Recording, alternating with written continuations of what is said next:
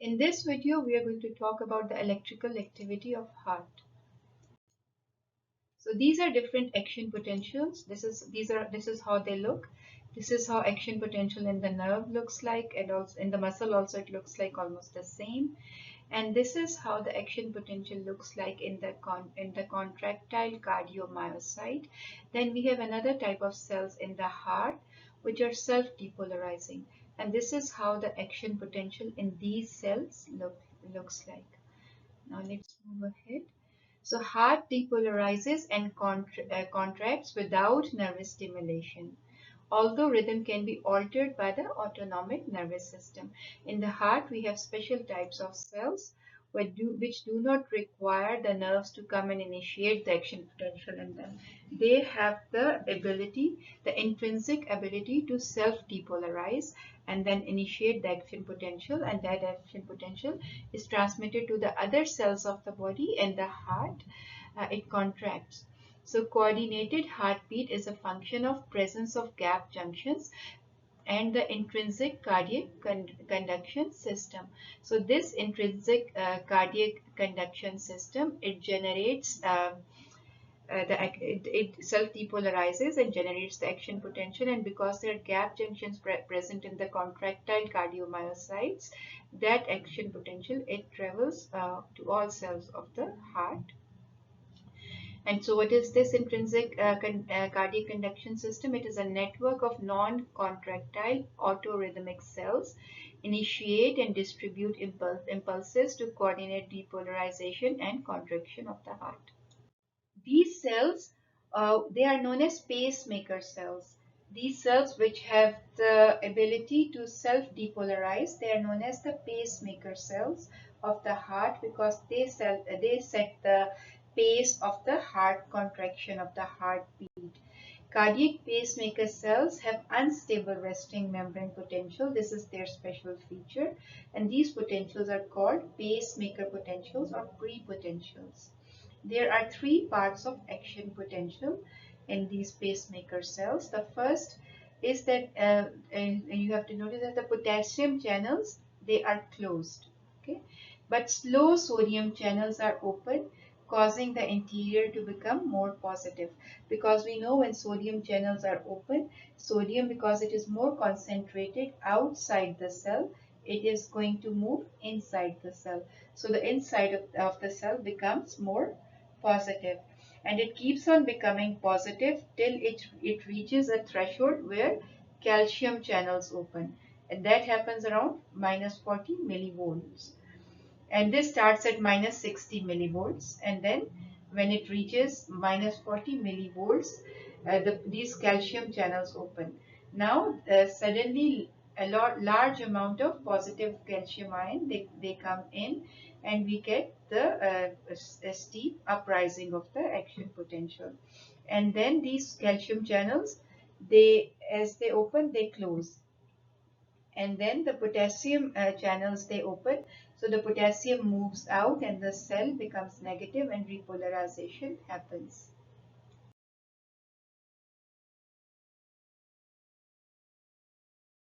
Yes, so that was like only the lip service. So now let's see it actually, so we can actually know. So this is membrane potential over here, and this is time.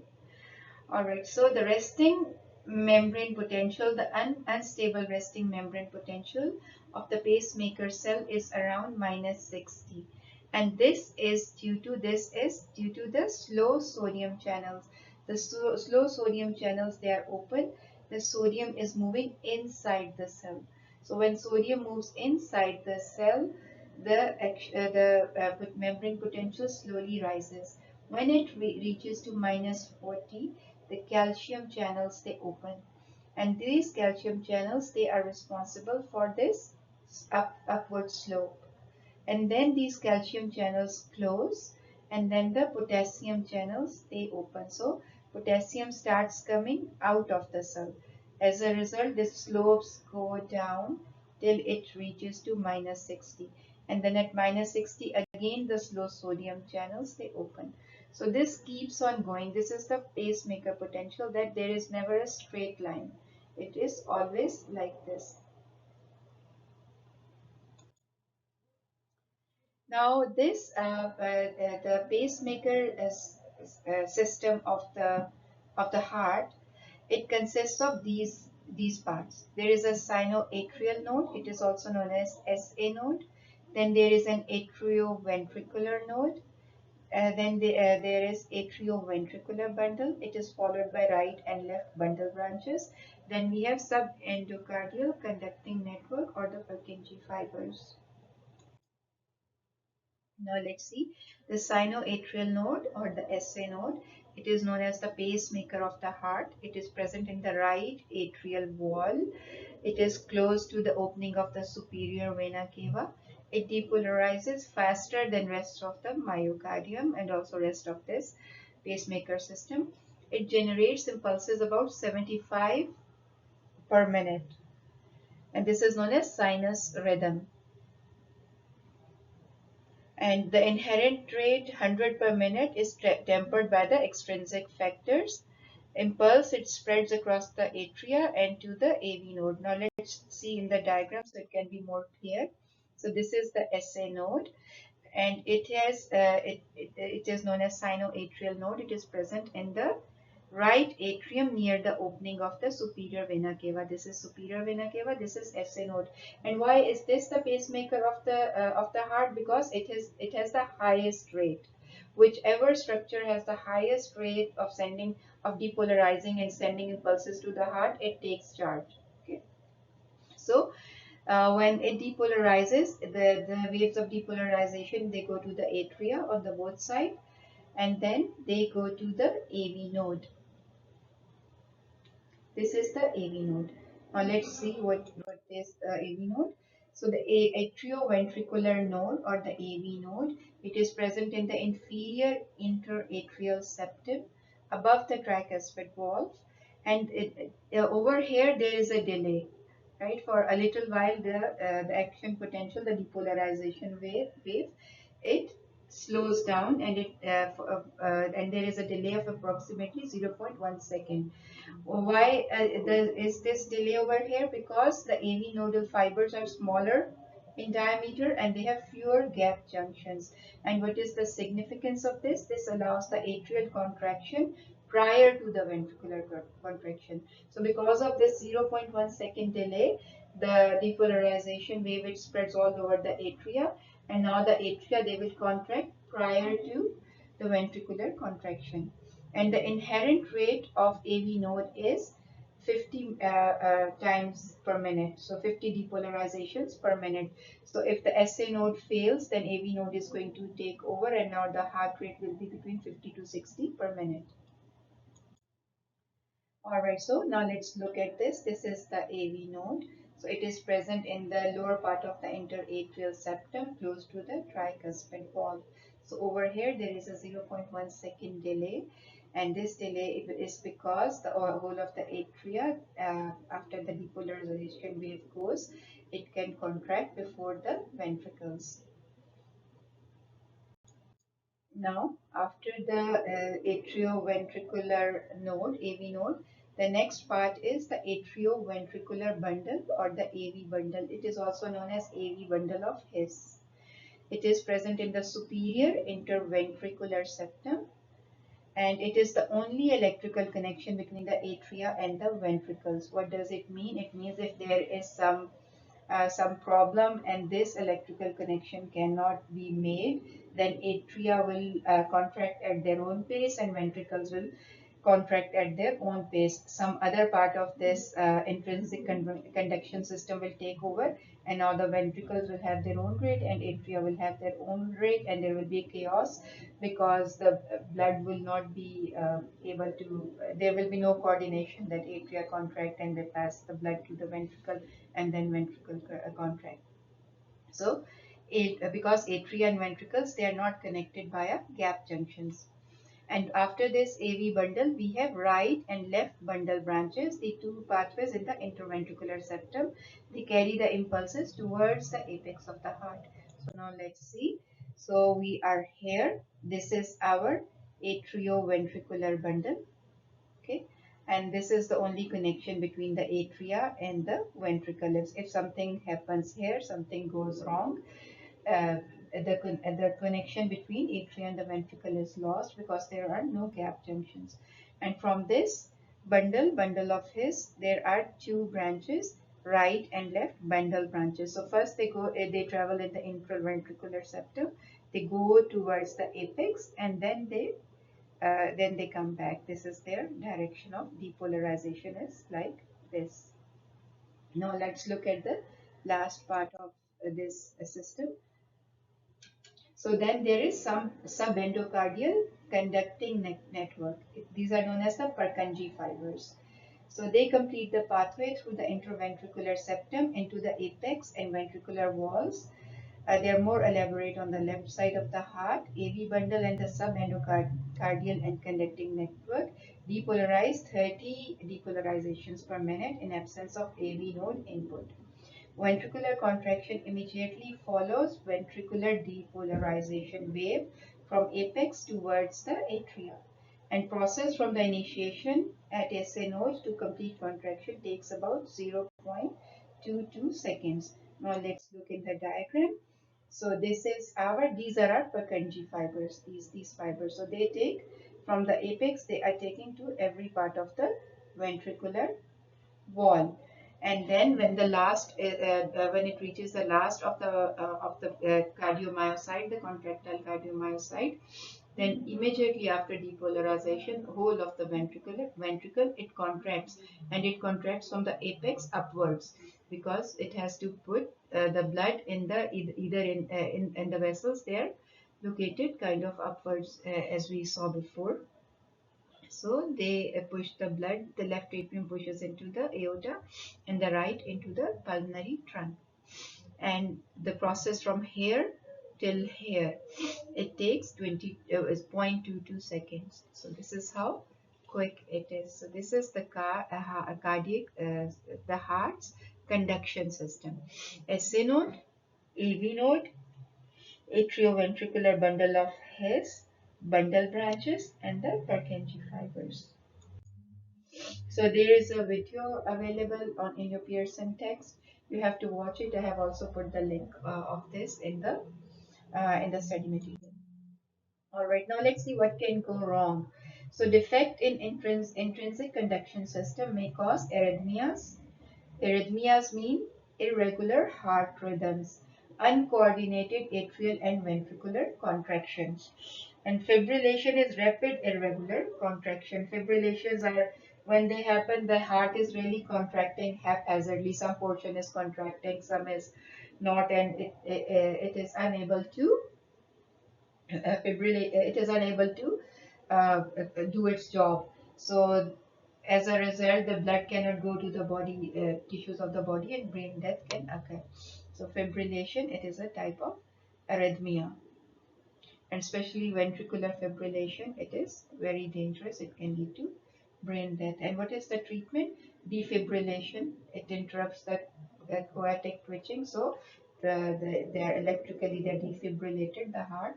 The idea is to giving the heart a clean slate to start regular normal depolarization. Then sometimes there can be an ectopic focus. So what is that? What does that mean? So if the SA node is defective, it is not doing its job, so then the AV node takes over. Or if the AV node is not doing its job, then some other focus can start doing sending the depolarization wave. So the heart, if the AV node takes over, the heart will be beating at 40 to 60 beats per minute, and we will say that this is an ectopic focus. And then sometimes extrasystole. What is extrasystole? It is a premature contraction, ectopic focus of small region of heart that triggers impulse before SA node, can cause delay in the next impulse. Okay? So the heart has no longer time to fill, so next contraction is felt as a thud, as larger volume of blood is being pushed out. And this can be from excessive caffeine or nicotine. It can happen from that as well. Okay. So if to reach the ventricles, the impulse must pass through the AV node. Like I said before, there are no gap junctions between the atria and the ventricle. So if AV node is defective, there is a condition known as heart block.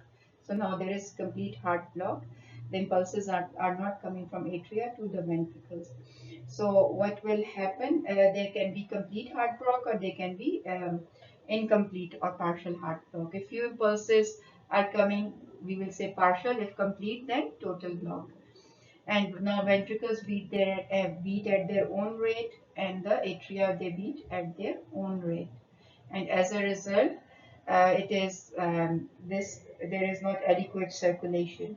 And what is treatment? Artificial pacemakers. Maybe you have heard many people.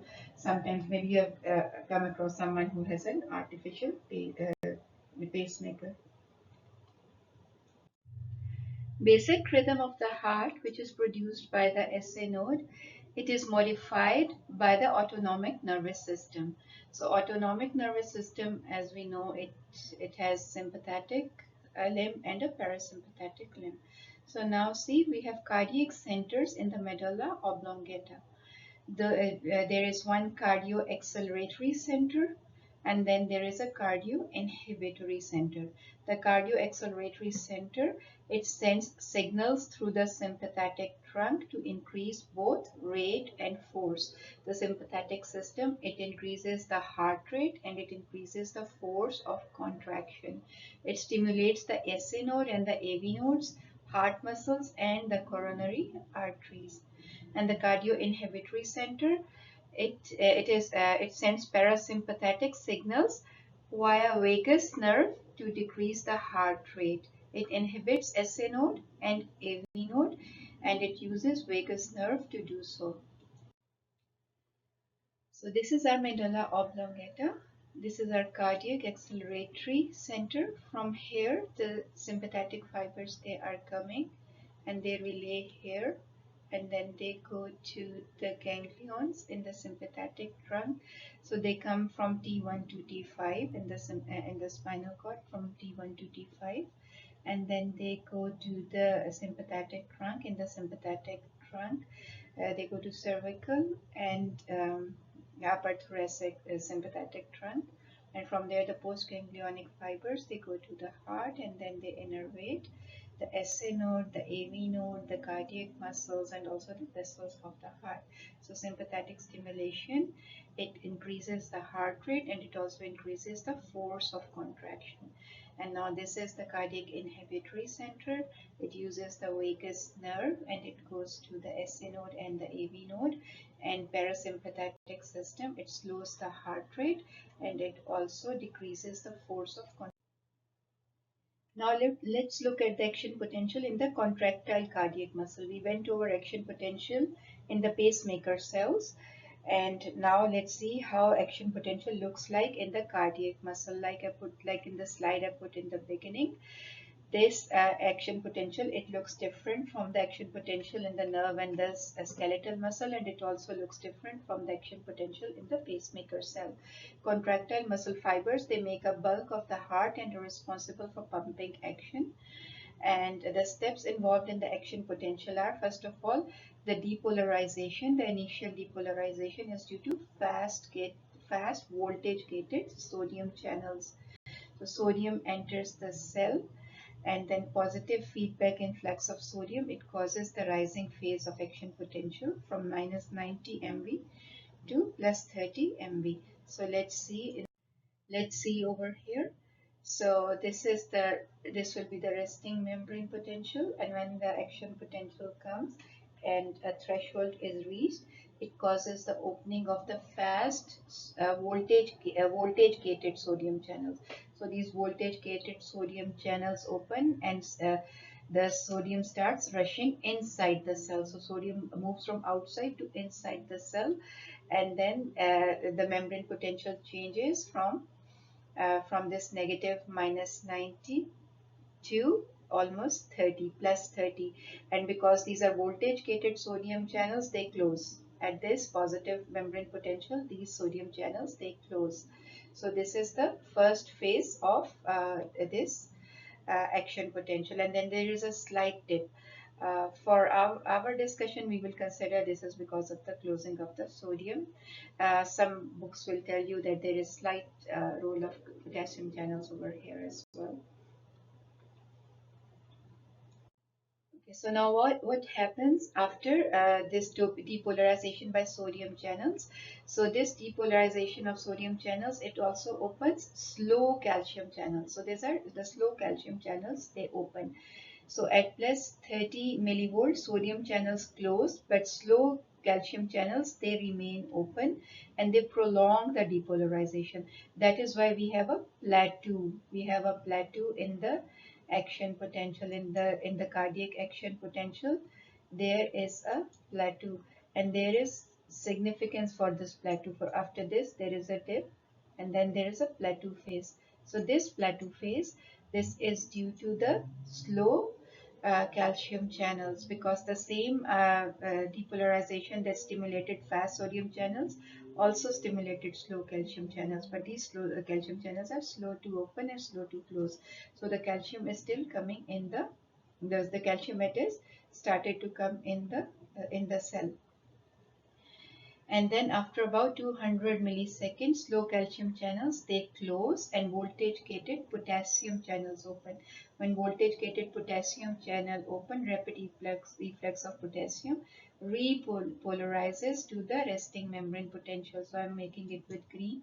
So when the potassium channels open over here and the calcium channels are closed, so now it is coming down, right? So this is repolarization due to the calcium channels. So this is due to sodium. Let me try to make it blue. This is due to sodium channel. This upward line was due to sodium channel, and then this red is due to calcium channel, and this is due to potassium channel. Let's see over here. So over here they say now we have reached, this is due to the fast sodium channels. Now we have reached here. The plateau phase is due to opening of the slow calcium channels, which are also slow to close. And so the calcium is still coming inside. That is why the membrane potential is not going rapidly down towards the negative. And then the potassium channels open, and then when and the calcium channels close. So then this happens, this repolarization happens. And this is how the tension is building due to ventricular contraction. What is the difference between the skeletal muscle and the cardiac muscle contraction? So basically, in skeletal muscle action potential, the plateau phase is missing. So it is faster. There is a phase of depolarization, then there is a phase of repolarization. So when the action potential is moving up towards the positive, it is known as depolarization, and when it is coming towards negative and the slope is moving down, it is called repolarization. Action potential in skeletal muscle lasts 1 to 2 millisecond. In cardiac muscle, it lasts 200 millisecond. So contraction in skeletal muscle, it lasts 15 to 100 millisecond. In cardiac, contraction lasts about 200 millisecond. And what is the benefit of this longer action potential and contraction? The sustained contraction ensures efficient ejection of blood, and it also longer refractory period. It prevents the tetanic contraction. So now the other action potential cannot come in between, and there can also be no summation of action potential. So if you look here, this is the absolute refractory period from here till here. So this prevents tetany. And this is all we want to see in this figure. Electrocardiography, it is a method by which we can see the electrical activity of the heart. Electrocardiograph can detect electrical currents generated by the heart. Electrocardiogram, ECG or EKG, is a graphic recording of the electrical activity, and it is composite of all action potentials at a given time, not as tracing of a single action potential. Electrodes are placed at various points on the body to measure voltage differences, and most common type is the 12-lead ECG. This is how it looks like. This is ECG. The leads, different leads, they are put at different parts in the body, and then we take an electrocardiogram. ECG, it consists of a P wave, a QRS complex, and a T wave, and then there are certain intervals. We notice the time in these intervals, and if it is too prolonged or too shortened, it tells us that something is going on. Now let's slowly go over this ECG. So first of all, there is a P wave. This P wave is because of atrial depolarization. So this is the SA node. Over here, the pacemaker has initiated an action potential, and now that action potential, it has spread all over the atria, and the atria have contracted. So this P wave, it is a deflection of the atrial depolarization. Then we have QRS complex. So in this QRS complex, now the action potential has moved from the AV node to the ventricle. So and then it from the AV node, it goes through the bundle of His, then it goes through the bundle branches, then it goes through the Purkinje fibers to all over the ventricle. So this QRS, this is due to the depolarization of the ventricle. And then we have this deflection, it is known as T wave.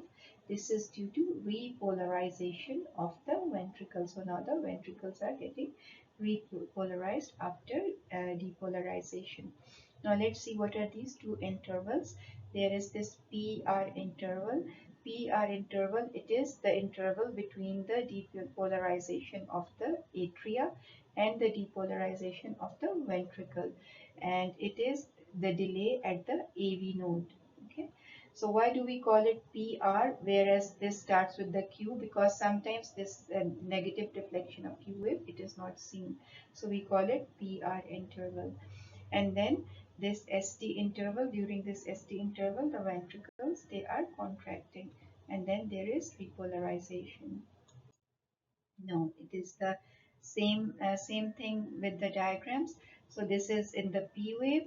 The atrial depolarization initiated by the SA node causes the P wave. So these atria, by this yellow color, they are trying to show us this, that the atria have depolarized, and it is spreading, and now they have depolarized. And now in the second stage, this is the PR interval. So PR interval is with atrial depolarization complete, the impulse is delayed at the AV node. Okay, and then it has passed the AV node in this step 3, and the ventricular depolarization begins at the apex, causing the QRS complex. And during this process, atrial repolarization is happening, but we don't see it because ventricle, because it gets like masked by the QRS complex. And then over here, the ventricular depolarization is complete in ST. So now the ventricle will contract. And then this T wave is when the ventricle repolarization begins at the apex. And now this ventricular repolarization is complete. Now, what can we see in the if the ECG is not as we are expecting? So changes in the pattern or timing of ECG may reveal diseased or damaged heart or problems with the heart's conducting system. Problems that can be detected are enlarged R wave may indicate enlarged ventricles. Elevated or depressed ST segment indicates cardiac ischemia. Prolonged QT interval reveals repolarization abnormality that increases risk of ventricular arrhythmias. This is how normal ECG looks like. This is a P wave, this is QRS, and then this is a T wave. Then this is a P wave, this is QRS, and this is a T wave. If the SA node is not functioning, so you can notice the P waves are missing. There should be a P wave here, but it is missing, so there are no P waves. And then the AV node, it paces the heart rate at 60 beats per minute. We can calculate the heart rate by distance between these two QRS complexes. Now this is a second degree heart block, and how can you tell it is a heart block? So see, every P wave is not being followed by a QRS complex. So this deflection of the QRS complex, whether it goes up or down, it depends upon the lead, which lead we are looking at, because different leads, the current, they detect the current differently. So this is a P wave followed by a QRS complex. Then this is a P wave, no QRS complex. This is a P wave, new QRS complex, then this is a P wave followed by QRS complex. So it is a partial heart block. Some of the P waves, they're followed by the ventricular depolarization, other are not. And then this is how ventricular fibrillation looks like. So so it is like really bad, and that is why they try to defibrillate, otherwise it can be really bad for the person. And there is a in your Pearson, there is EKG video, and it will be very good and beneficial if you can watch it.